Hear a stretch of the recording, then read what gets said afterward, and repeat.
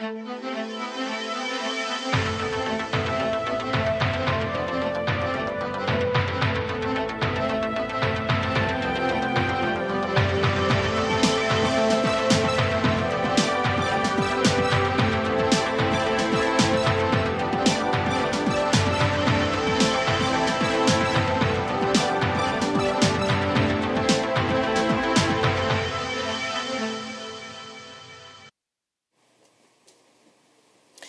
good evening. Thank you for joining us on News Now. I am Esther Vese. The Nigeria Air Force has deployed special forces to Kaduna State in support of the internal security operations in the state. The NAF spokesman, Ibikunle Daramola, says the detachment will join other NAF personnel in Kaduna and other security agencies to ensure that a spate of senseless killings in some parts of the state is brought to a complete end and normalcy expeditiously restored. Daramola confirms that the deployment is in addition to 2 helicopters and a DA-42 intelligence, surveillance and reconnaissance aircraft deployed on the 22nd of October 2018, which have since been conducting aerial patrols over flashpoints in the state. The deployment comes after the state's government relaxed the 24-hour curfew declared in Kaduna metropolis and other parts of the state. The curfew was imposed following an attack across the north-central state, which claimed the lives of over 55 persons. In Abuja, members of the Islamic Movement of Nigeria, IMN, have again clashed with the Nigerian army. It is the second time in 3 days the sect will be clashing with security officers at the Federal Capital Territory. The first time the clash was on Saturday at the Zubra area of Abuja. 3 IMN members were killed in the clash, which army blames the sect for having provoked the attack on soldiers. Monday's incident happened at Nyanya checkpoint along Maraba Road in the nation's capital. Security operatives had intercepted the procession of the sect members who were marching from Maraba Nasara axis. Witnesses say some Shiite members were killed, but security operatives are yet to confirm that news. The Nigeria Police Force has denied reports that some policemen in Anambra State have threatened to down tool over unpaid allowances. Police spokesman Jimo Moshood says no police personnel is being owed any promotion allowance by the force as salaries.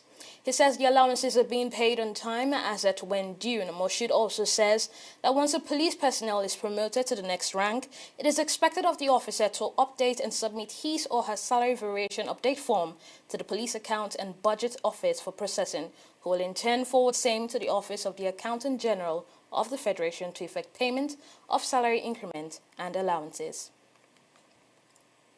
The Lagos State Police Command has launched a new Operation Restore Sanctity to tackle non-adherence to traffic laws and regulations. The State Commissioner of Police, Imohimi Edgal, is warning that the police will clamp down on anyone found going against the traffic laws. Adeshawa Odushoga has this report. Officers of Lagos State Police Command, Federal Road Safety Corps and members of transport unions in the southwestern states gather in this hall for briefing on a special kind of security operation. They are addressed by the Lagos State Police Commissioner, Imohimi Edgal, who states the reasons for the gathering. The impunity with which Lagosians and indeed visitors to Lagos are now disobeying the Lagos State traffic laws, which will also include those who engage in driving for commercial purposes, disobeying Lagos State traffic laws as it relates to taking one way on both state and federal highways, riding on BRT lanes. This brazenness and abuse of our traffic laws and rules on our roads is not limited to civilians. Even us, law enforcement officers, are guilty. You see military vans, you see police vans, you see vans of other security agencies riding on BRT lanes. You see our men either on Okada or other means of transportation taking one way. It is no longer acceptable. The police will begin the new Operation Restore Sanctity on October 29, 2018. The operation is to ensure strict adherence to traffic regulations, but the force will not be doing it alone. Edgar highlights the roles of other agencies. So while the police will ensure that we will have 50 men in each of these locations, not less than 50 men, other agencies will bring in between 5 and 10 men as they can muster. But in all the locations, we will have 50 men from the police, men from the Federal Road Safety Corps, and men from LASMA. He also solicits the assistance of transport union members. In addition, I hope the chairmen of all the transport unions are here. Please, could you quickly indicate? Okay, yes, I can see they are all here. I will want you to immediately, if you have not done so already, reactivate your task force. We will give you these locations. I have instructed the Deputy Commissioner of Police Operations to give you these locations. We want your task force men with their reflective aprons indicating their unions. Figures from the Nigeria Bureau of Statistics show 1,331 Nigerians died in the road crashes in the second quarter of 2018. The report also shows 8,437 Nigerians got injured in road crashes within the period. The report also said 2,608 road crashes occurred through speed violation in the second quarter of 2018, accounting for 50.65%. It is such damning statistics that the police is looking to reduce with these new operations. Adeshawa Odoshoga, TV360 Lagos. A meeting between Nigerian government officials to decide on a new minimum wage has ended. The Minister of Labour and Employment, Chris Ngige, says the meeting, which involved officials of federal and state governments, state governors and federal ministers, will continue on Tuesday. Ngige had last week hinted that the government will decide on the minimum wage on Monday, but now he says he will brief the National Economic Council before reaching a decision. We held a meeting before our main meeting here, at which we worked out the modalities for us to respond to the emerging problems thrown up in the National Tripartite Minimum Wage Committee. And we had very fruitful meeting, which will necessitate the governors having further meetings tomorrow. And the chairman is here. It's mandated by the vice president, designated the vice president to go on with the meeting. And we'll then reconvene tomorrow again to brief the economic management team and the vice president. We'll take it off from there. The federal government has offered 24,000 naira as minimum wage, while state governments are offering 20,000 naira. Both figures have annoyed labor unions who are demanding 30,000 naira. The unions are expected to hold a nationwide rally on Tuesday to push home their demands. President Muhammadu Buhari has hosted the Governor General of Canada, Julie Payette, at the State House in Abuja. At the meeting, both leaders discussed trade relations between both countries. Buhari told the Governor General that Nigeria is learning from mistakes of the past and steadily improving its democracy. He also again assures his commitment to a free and fair 2019 election. In her remarks, the Governor General said Nigeria and Canada enjoy a warm and strong partnership that has translated into ease of migration, large trade relations, and cultural exchange. I am very pleased also that during this visit, one of our priorities will be to meet and celebrate the vibrant youth of Nigeria. Our visit is really focused on three themes and sectors for which Nigeria is already very rich. It's young people, its innovative spirit, and the use of technology for advancing its prosperity and making sure that its richness and growth are for everyone.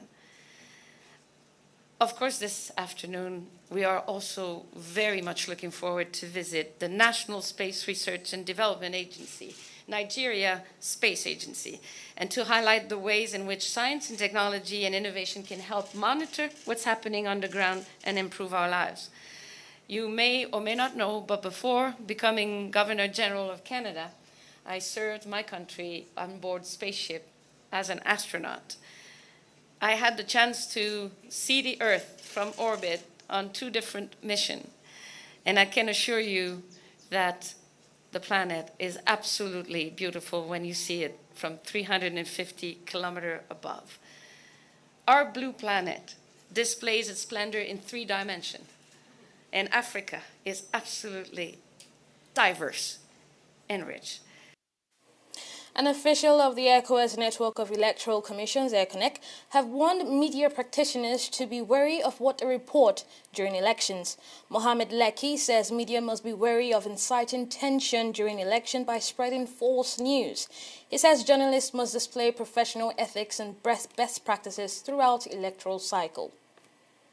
It makes sense that reporters are on the same page about the issues on how to report accurately and how to source their information so that the information is credible, because people are going to be taking actions and decisions out there based on what you report. So if you don't report well and effectively and accurately in a way that information can be sourced and it can be referenced, it may create chaos among the electorates. And if we have chaos, that would be a recipe for disaster. We don't want disaster. As we always say, we want to have ECONEC and have peaceful elections than having ECOMOG in case of any disaster and violence in our sub-region. So that is the whole essence, is to get these reporters together so that they understand how to report on election matters, the content, the sourcing, and the presentation, so that people are mobilized accurately and effectively so that they can vote their preferences in any election across the region.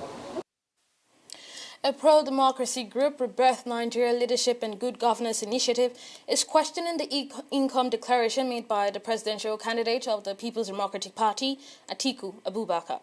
The national president of the group, Olubenro Ogunye, says the amount Atiku declared cannot be enough to cover the number of trips and engagements outside the country.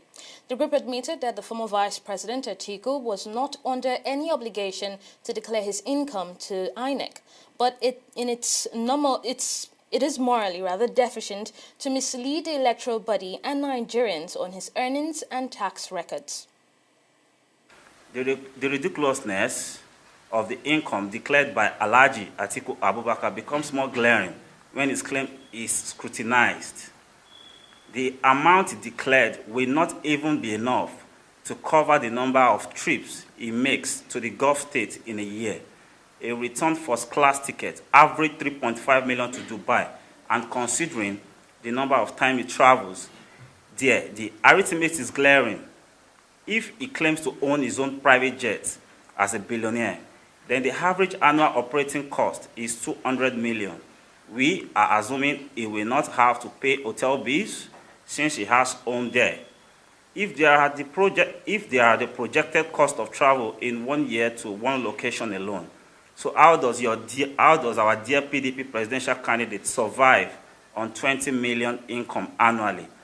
If there are people supplementing his income, to what extent is he beholden to such people, and how much of Nigerians' money will he allocate to this sponsor as payback? The PDP flag bearer, Alhaji Atiku, is unfit, and at the same time, he has got no integrity, and he cannot rule us. As part of efforts to improve the interest of students in science, technology, engineering, and mathematics, that's STEM fields, the U.S. Consulate General Lagos, in partnership with the Robotics Education Academy, Robotics International, has organized a robotics workshop for selected primary and secondary school students across Nigeria. Oyin Adekale was at the event and brings back this report. About 200 students selected from schools in Lagos, Ogun, Oyo, Edo and the FCT are seated in this hall. waiting to learn and also engage in robotics activities in the most fun way. The event is declared opened by the U.S. Consulate Public Affairs Officer. So I think I heard someone say, let's go to it. In a fast-developing world largely controlled by technology, it is becoming increasingly important for youths and children to be equipped with skills suitable for the foreseeable future. This is clearly the motive behind the event, which is tagged Today's Play, Tomorrow's Pay. We have practically left the computer age.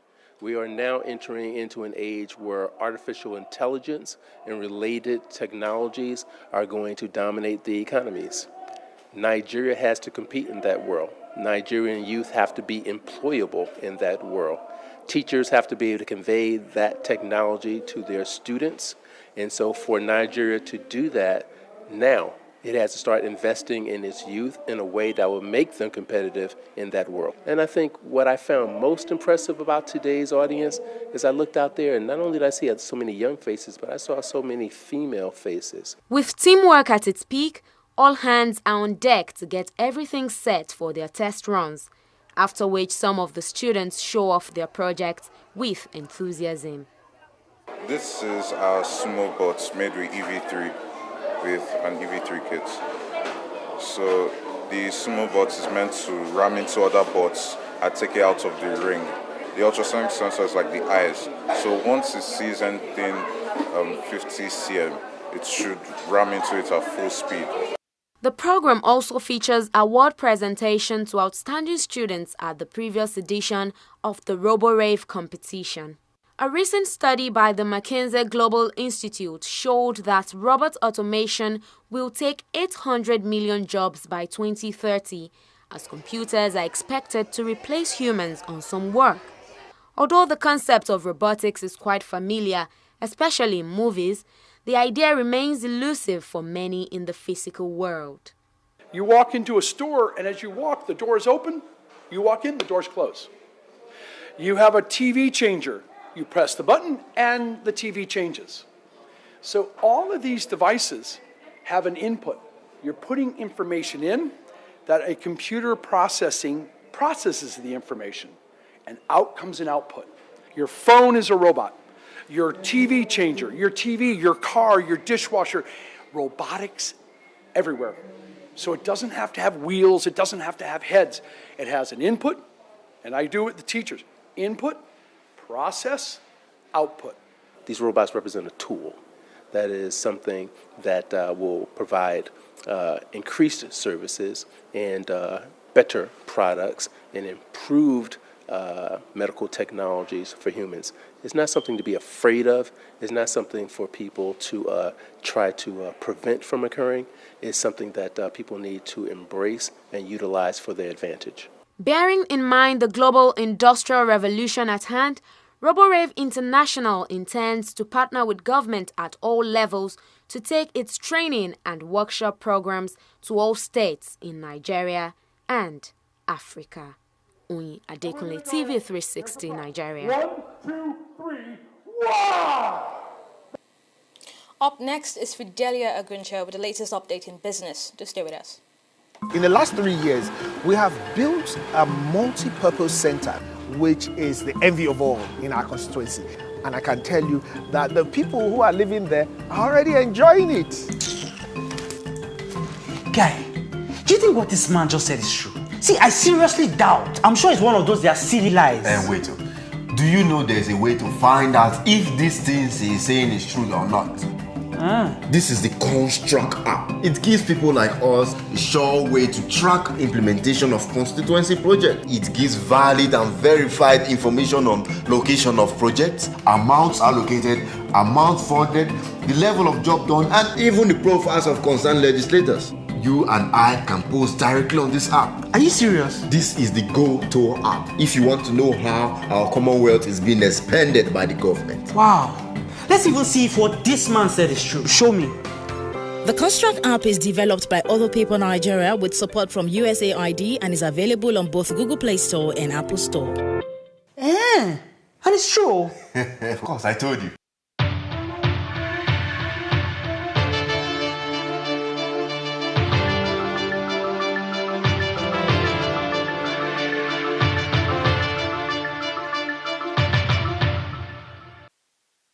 welcome back. So we're with Fidelia. Hello, Fidelia. Hi, Esther. So what's the latest updates in business? Well, the Vice President of the Lagos Chamber of Commerce and Industry, Muda Yusuf, has asked the Nigerian government to review some of its benchmarks in the 2019-2021 medium-term expenditure framework. The document approved by the Federal Executive Council last week pegs the price of crude oil per barrel at $60, exchange rate at $305, daily crude oil production at 2.3 million barrels per day, and expected GDP growth rate at 3.5%. Muda, however, feels some of the figures are not realistic. The oil benchmark of $60 per barrel looks okay, looks conservative, given the current context of the global economy and the geopolitical issues around the world. Currently, oil prices are in the threshold of 80, although it dropped slightly in the last few days to around 75. But $60 per barrel looks okay, it looks conservative enough. Because if you are budgeting, especially on the revenue side, you have to be as conservative as possible. The oil output assumption looks to me to be optimistic. We are looking at 2.3 million barrels per day. I had thought that an assumption of about 2 million barrels would have been more like it. Don't forget that in the last quarter, the figures of GDP that we got, one of the areas that caused the decline was the decline in oil output. So I think to be on the safe side, it would have been nice to just stay with a more conservative assumption as far as the oil output is concerned. Now, the assumption on foreign exchange rates, I think that is, I don't think that is right. It's not. It doesn't look realistic. It's not in line with the current realities. Over the past 1 year or so, exchange rate has been around 360, slightly over 360, and in some other markets maybe around 340, 350. But to peg it at 305, I think will be understating the Naira revenue that should come into the Federation account. Africa's biggest telecommunications service, MTN, says its listing process in Nigeria is currently facing challenges from the central bank. The telecommunication company has successfully completed its listing on the Ghana Stock Exchange. During the quarter, the CBN alleged improper dividend repatriation by MTN Nigeria between 2007 and 2015 of $8.1 billion, while the AGF alleged unpaid taxes on foreign payment and import of approximately $2 billion. MTN Nigeria has continued to deny these allegations and claims, stating that it remained resolute that it had not committed any offense. Meanwhile, global oil prices dipped on Monday amid cautious sentiment as a plunge in financial markets last week and dollar shortage early this week underscored concerns that growth may be slowing, especially in Asia's emerging economies. Brent crude oil futures are at $77.23 a barrel, while U.S. crude futures are at $67.31 a barrel, down by 28 cents from their last settlement. Investors remain wary after hefty losses last week, while a stronger dollar on safe haven buying put pressure on the purchasing power of emerging markets. In North America, however, there is no oil shortage as U.S. crude oil production has increased by almost a third since mid-2016 to around 11 million barrels per day.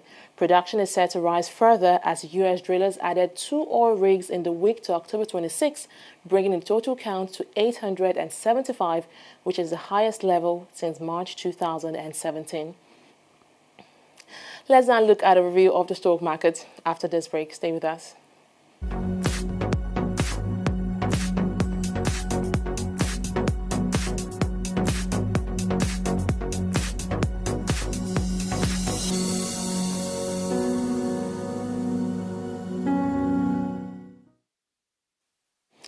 Glad to have you back. Now, recording its third consecutive day in the green, the Nigeria Stock Exchange continued its uptrend, closing with a 0.88% rise. This saw the all-share index appreciate to 33,1 196 basis points, while the market capitalization stood at 12.119 trillion naira. Now, today's gainers chart is certainly dominated by the banking sector, which is yet again the most actively traded sector last week, and today's top gainer sectorally. And I'm talking about Stanbic and Guarantee right here. They are the two top gainers today. Now, Guarantee recently released its unedited financial report on the Nigeria and London Stock Exchange, which showed that the bank gross profit appreciated by 8.8% between September 2017 and September 2018. Now, this, I guess, encouraged investors to stake their money on its shares. Well, also on the chart is Dangote Cement right here, which was the biggest gainer from the industrial goods sector. And last on the chart is Forte Oil, rising despite the 0.25% decline recorded in the oil and gas sector today. And on the flip side, we can see Nigeria Brewers is maintaining its position on the losers chart again, being the biggest loser for a second straight day. And that is because Nigeria Brewers was the biggest loser on Friday, and it is the biggest loser again today. Now, Flamio is also making this chart, taking the second biggest hit from the loss recorded in the consumer goods sector, as we can see right here. Well, looking at our top gainers chart, top traders chart actually, it is dominated by the banking sector, equities from the banking sector, and they are all gainers. Like sometimes they could make this table and they'd still be losing, or their share price would still be dropping, but right here, all this right here gained in their share price. Well, in summary, shares worth over 2 billion naira were traded today in 2,624 deals. Well, on the global chart, the London Stock Exchange made the most gains today, rising by 1.37%, followed by the Dow Jones, which actually closed in the red. And the biggest loser for the Dow Jones today was Boeing, and that followed the crash in Indonesia, where over 189 people are missing after a Boeing 737 aircraft landed in the sea. And I think that investors quickly sold off their shares of Boeing, and that dragged the Dow very low, and it closed at 0.23%. Well, Nikkei is, however, in the green, in the red actually once again, and this is its third straight day in the red. It was in the red on Thursday, Friday, and now on Monday, dropping by 0.40%. Well, that's been a look at activities on the stock market, and it's back to Esther. Has finally completed listing on the Ghana Stock Exchange. Meanwhile, here in Nigeria, they are not sure if they are going to be able to carry that out next year. Hopefully, things turn out well with them with this court case they're going through. And I see it's a good one for us at the Nigeria Stock Exchange. Hopefully, tomorrow we continue with this trend. Thank you very much, Fidelia, for that update. And up next, we're going to look at news stories on the international scene and some stories in sports. So do stay with us. Corruption not in my country. How work? Oh, correct, Oga. What is it that you are doing? Oga, they command the part now. Make we go sell for. Oga, na correct kuza be this so. Oga Titus and him boys them. They do am. They will command the original parts, sell them, make plenty kuza. No wonder our customers bring the generator back to our workshop because they bad. And not because of stuff. Now because they overuse the generator. Plus say NEPA no they give them electricity. Before I open my eye, Makachuku, look at my talk in the heaven. Replace this original generator parts back inside this generator of my customer. In short, before una do am, frog jump. One, frog jump. 1, 2, 1. Stealing of generator parts or changing of original parts to a fake one. That is the corruption.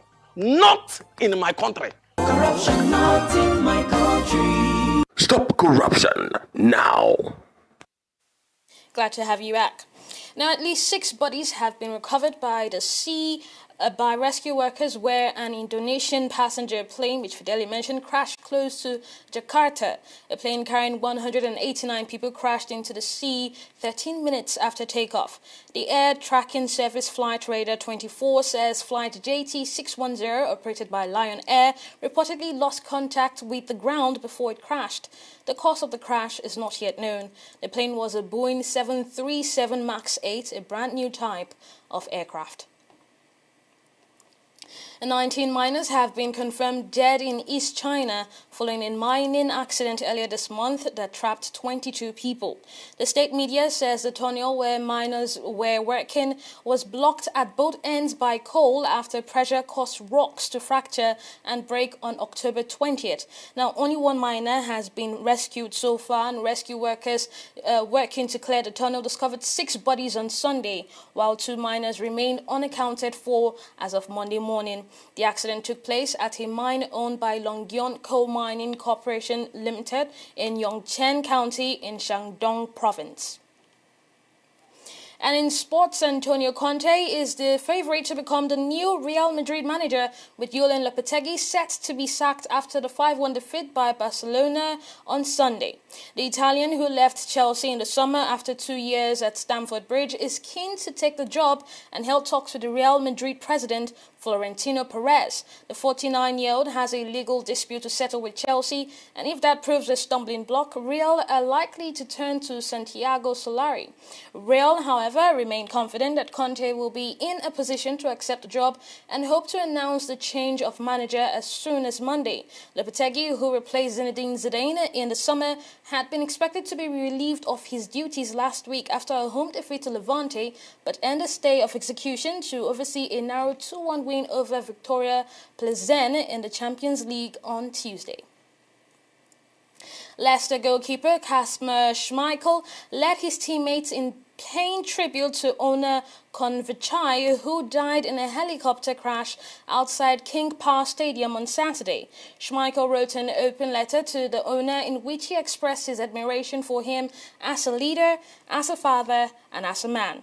England internationals Jamie Vardy, Harry Maguire, and Ben Chilwell were among the other Foxes players to pay tribute. Now, Vichai, 2 members of his staff, the pilot, and 1 passenger died when the aircraft crashed late on Sunday. Witnesses said the helicopter just cleared King Power Stadium before it spiraled out of control and crashed in a fireball.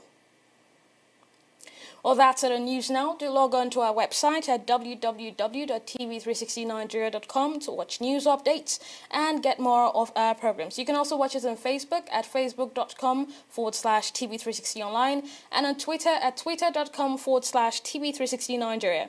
We're also live on YouTube at youtube.com/TV360Nigeria, and we're also on Google Plus, and our handle is TV360 Nigeria. Thank you very much for watching. I am Esther Vasey.